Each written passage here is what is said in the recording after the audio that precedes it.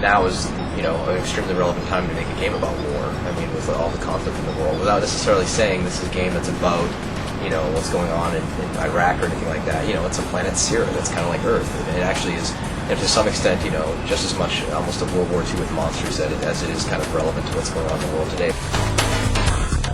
From the get-go, we knew it was going to be about the four main guys, right? And all of the personality traits were there. It was just a matter of matching the right one to the right guy. Playing as Marcus, you want to see him back against the wall, breathing heavy, and see the scars in his face and know that this guy's been through a lot, right? Get to know his friends, and then, of course, you pull the left trigger, and you're basically in first-person mode at that point anyway, except you just happen to see that he's got like a little nick out of his ear. By not doing the exact same thing as most like your typical FPS crowd, by going third person, by requiring people to take cover, the locusts take more than 3 shots to take down, we're expecting a lot of people to actually play slightly differently.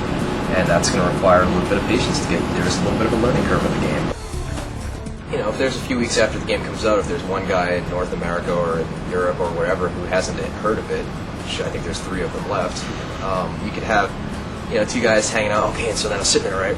And, I shot this one locust, and then I stepped on his head, and then I come around the corner, and there's this giant monster shooting these things into the air, and the chopper comes by, and the chopper crashes while the guy in the back is screaming. And then he's like, what the hell game were you playing, right? Like, the more describable your experience can be, the more you can pitch it to somebody, the more people can kind of latch onto it. If you're just like, what were you doing? Well, I was going through a dungeon, and I was hacking on rats for about 40 hours, and you're like, that's not really how I want to spend my weekend, dude.